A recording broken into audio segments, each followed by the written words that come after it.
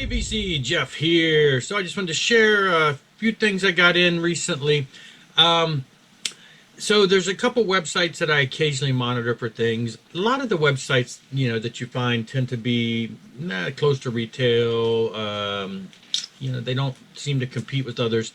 But occasionally they run a sale and, you find some decent prices. And that's what happened this time around. They sent an email saying, hey, blah, blah, blah, I got some new items by blah, blah, blah, you might be interested in. You check it out, and you're like, okay, they got some things on sale. One of which I got was this t-shirt. Look at this. It's a kind of a replica of the Kiss Dynasty 79 tour. Now, why would you buy that, Jeff? Because, well, if you've been watching my channel, you probably know this was the first rock concert I ever went to as a kid, as a preteen, or maybe barely a teen, was the Kiss Dynasty tour in 1979. So I just thought that was really neat. And the price was pretty cheap, and it looks kind of cool. It looks like it's, anyway, Dynasty Tour 9. So I thought I'd grab that. And then while I was in there, because they had mentioned in the email, hey, we got some new Kiss items. I don't know if this was new or not, but, and this wasn't new, but I had this in my cart with them for a while. Because there's a handful of Kiss albums that I'm still looking to get. This was one of them. This is, of course, I guess a German pressing because of the logo. And this actually, the price of this, the U.S. version, the 2014 reissue, seems to be, harder to find, climbing up there, whereas this one was still in the $20 range, a little over 20, I think. And so I went ahead and grabbed it. So I'm one more closer to having most of their stuff on vinyl. And, this is one of those albums where they kind of went alternative. This is the album they recorded that never really got released. It started being bootlegged right before the remake, the reunion with the makeup, and then they finally released it. And, you go back and listen to it, and it's like, yeah, there are some cool songs on there, and I do enjoy it, but obviously it sounds way different than pretty much anything else Kiss had done. I'm not sure if you'd ever hear them really do this stuff in concert, but, it's Kiss sounding, grungy and heavier, and so it's not horrible, but it's not a Kiss sound per se. It's just them trying to be modern. And, it's not bad. You just kind of got to get out of that mindset of, total Kiss. I had mentioned that I was getting this one in one of my previous videos. Again, they had this on sale for a decent price. This, the whole Blaze Bayley years, the two albums in here are now they're creeping up into the $30 and $40 range. And so this is a double record set. And this place still had it for under that, so I went ahead and grabbed it. They didn't have the other album, the Virtual 11 or whatever, or if they did, it probably wasn't in the price range. So, but I went ahead and grabbed this. This is one of the the reissues, and again, I'm one of those ones that kind of the Blaze Bayley years are different. I went back when I listened to this the other day after it came in. I thought, it's not drastically different when you really examine it. I mean, his vocal style is way different.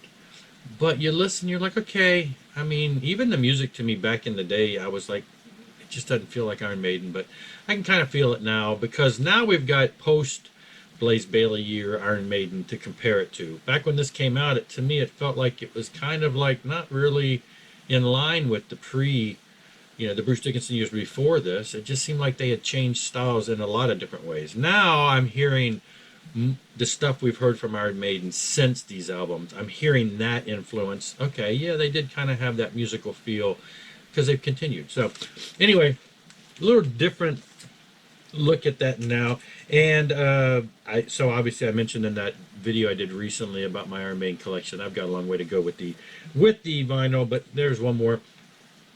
Now, in the contest video I posted the other day for Robert's on My Turntable, I had shown the 3 new reissues of Def Leppard. I had got those. They dropped in price on Amazon to $16, $17. They dropped cheap, and I thought I'd grab them.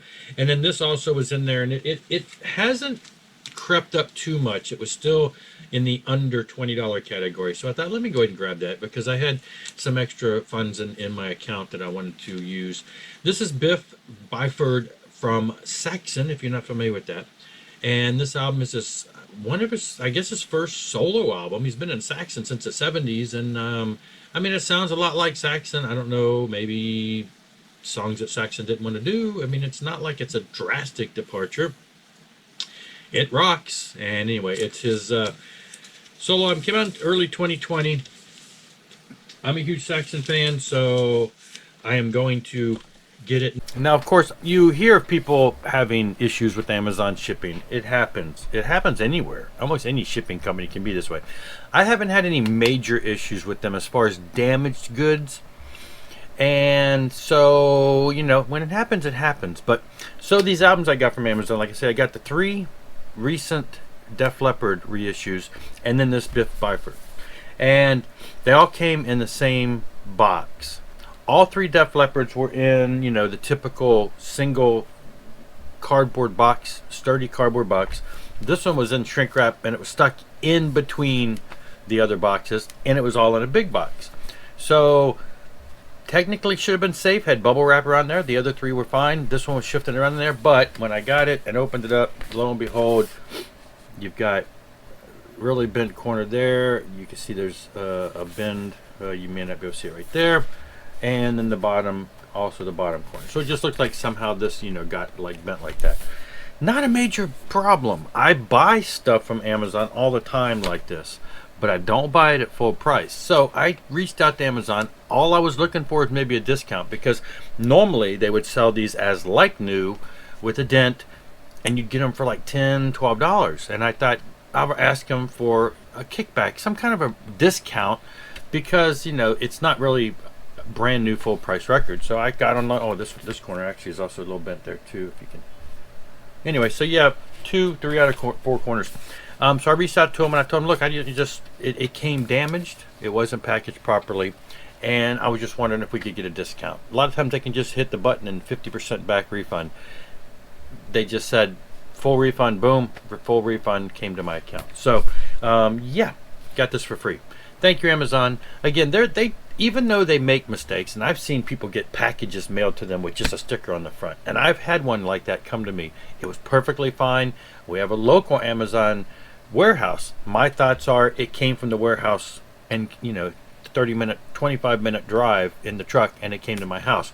But I've seen people get things in the mail where it's just got a big sticker on there and it's put in the mail and it's all beat up.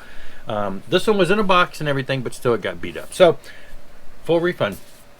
I am not going to complain. Got a free album. So they do good. Their customer service tends to be really good, and I haven't had that much of a problem with them. So I'm going to, you know, when the price is right, I'll go with it.